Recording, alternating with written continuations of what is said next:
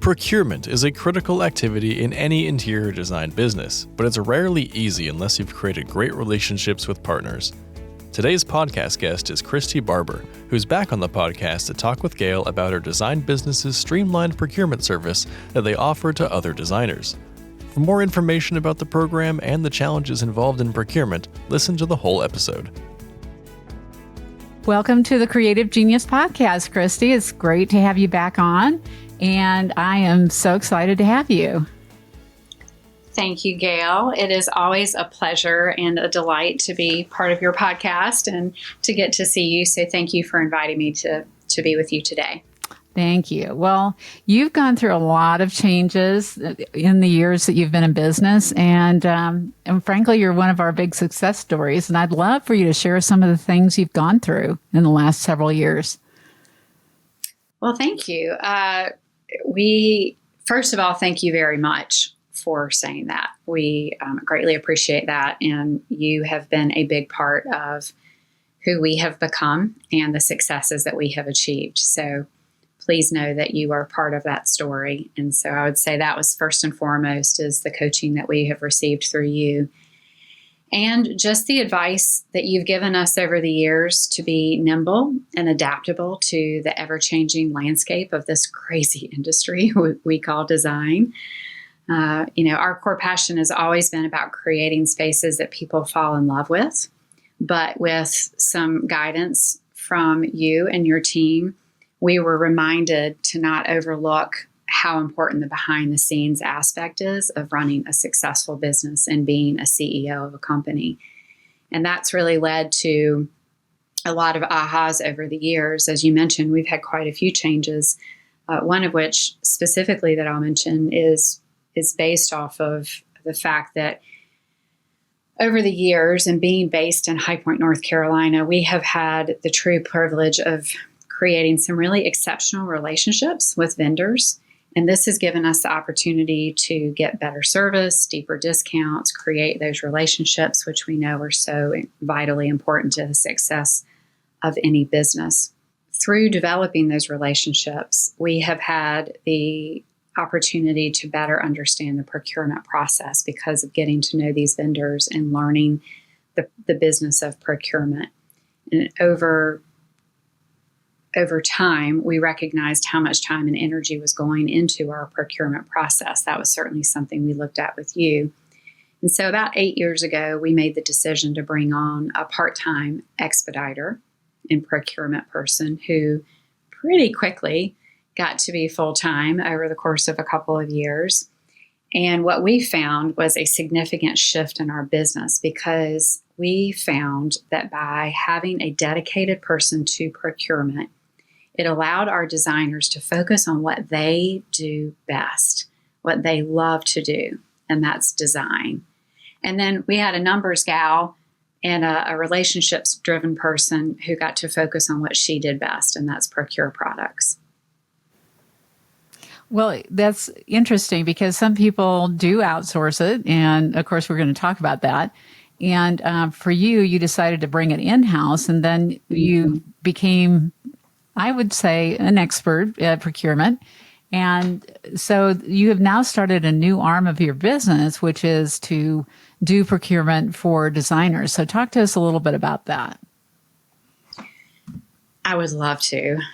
Yes, we made a choice a long time ago to pull procurement in-house, but we've also cried on your shoulder a number of times over all of the headaches that comes with that. And so I guess the short answer to that is we remember what it's like.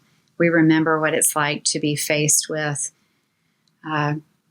not having the capital and the cash to be able to make minimum orders and or annual minimums and able to open accounts with new vendors. And so over the last 8 years, working to perfect this process, and by no means are we perfect, but we certainly have worked hard to perfect it, we have recognized that all that hard work could help others. And so our motivation behind this procurement service really drives from a genuine desire to support and uplift our fellow community of designers.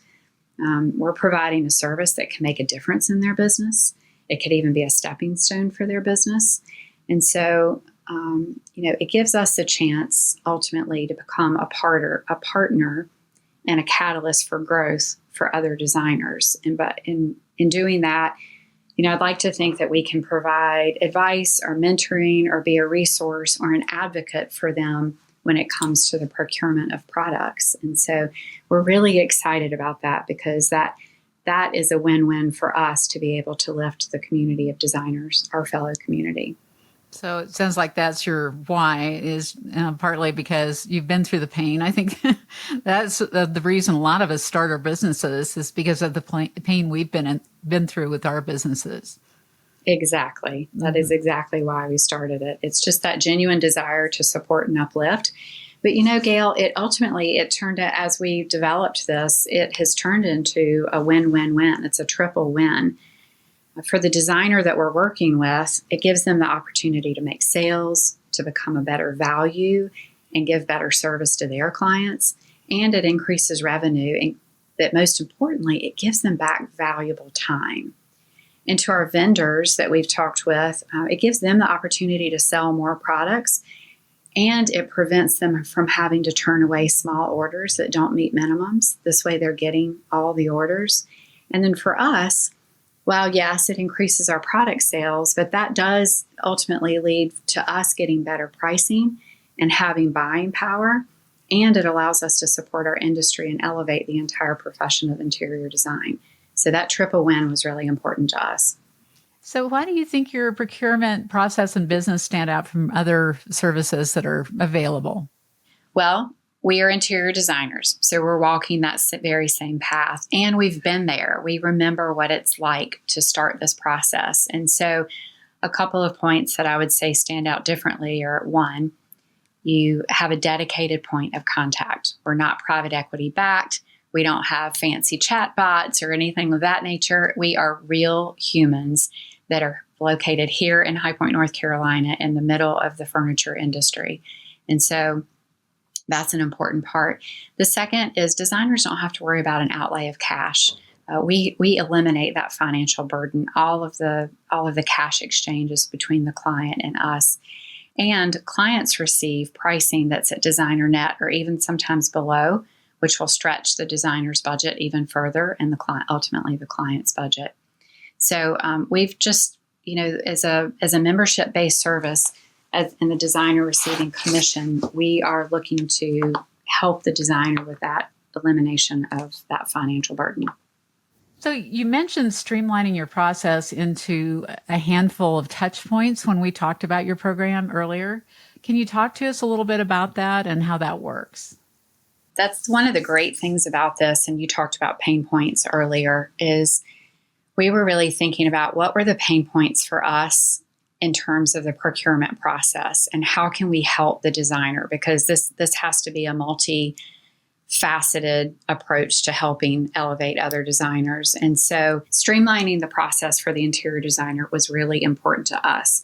And as we looked at the pain points for designers when we were developing this program, we identified that if we could eliminate a lot of the steps out of the procurement process, if not all of them, that would save them valuable time that they could get back to do a lot of other things, build a book of business, spend time with their family, spend time on themselves. I mean, who gets that these days? So time is a big value. And so we got it down to a handful of touch points, first of which being a new project form, which is exactly what it sounds like. They're going to fill out billing and shipping information just to make sure that we've got them set up properly in our system. The second is going to be, if you're new with us, you're going to be reviewing onboarding materials. This just helps you get familiar with our online portal and our vendor list. And we've got all kinds of tutorials to make this super efficient and pain-free for the designer.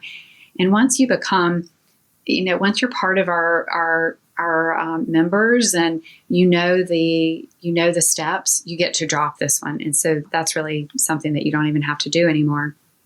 The next for every project is the product submission form. And that is a simple copy and paste from the vendor's website directly into our online portal. The next is reviewing and approving the proposals. Once we send them to the designer, then the designer can share that proposal with their client. And the last is our warehouse inspection form. Once the product arrives in the warehouse, we just need to be notified of any damages or quality issues so that we can promptly file those claims and take care of our design member. Well, speaking about pain points, that's a big one for a lot of designers today, is dealing with the claims that are coming in on products that are not made properly or made incorrectly. And it has been huge for a lot of designers. Mm-hmm. I would hate to think how many hours they're losing for that. Right. Mm-hmm. Yeah. It's been significant. You know, we have found in our research that designers spend on average, over 50% of their day dedicated to the procurement process. Mm-hmm. And that includes those claims that you just mentioned. And so that's another reason why we feel like this is a service that is much needed in our industry and greatly valued in our industry.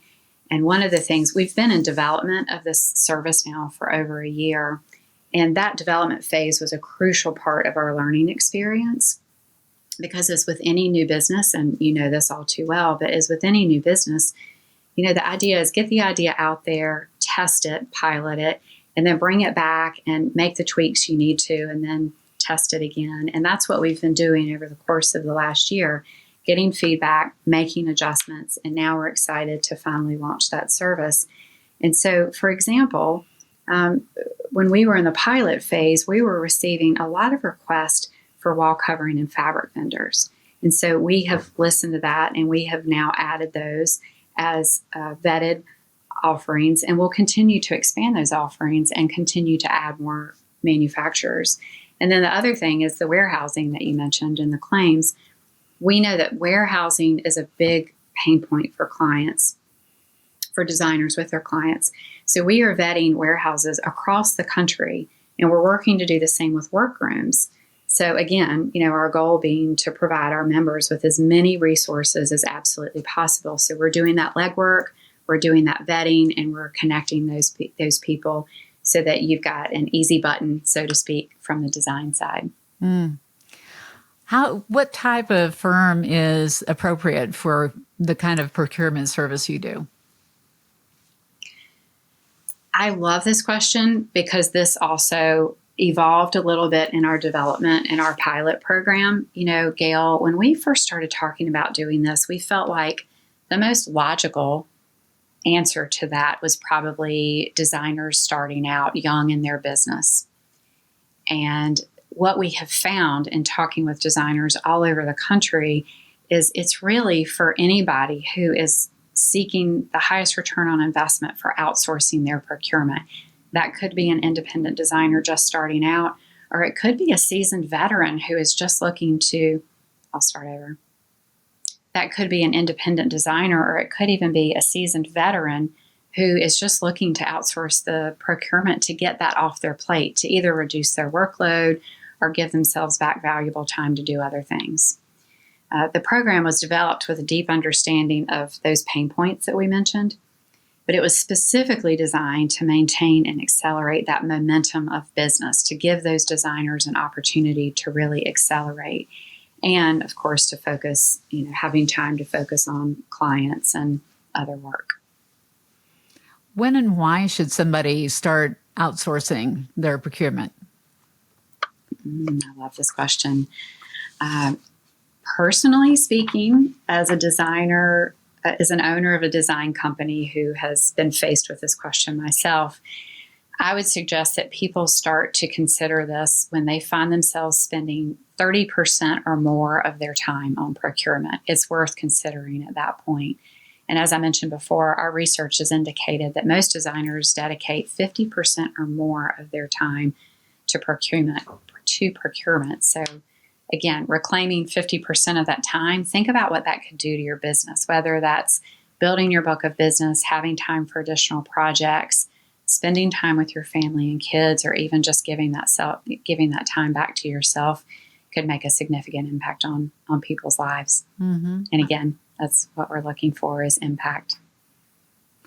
Well, you spoke about bringing it in-house and doing your own procurement in-house, but now you're also recommending that people outsource versus doing it internally.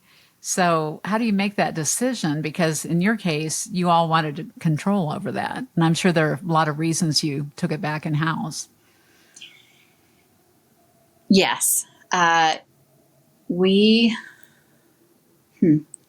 guess the best way to answer that, Gail, would be to say, when we made the decision to bring it in-house, there were not a lot of opportunities for outsourcing procurement at the time. And we really felt like we didn't have a choice.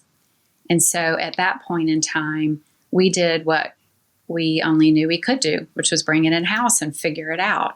And like I said earlier, by bringing it in-house and figuring it out, we have worked for years to perfect that process.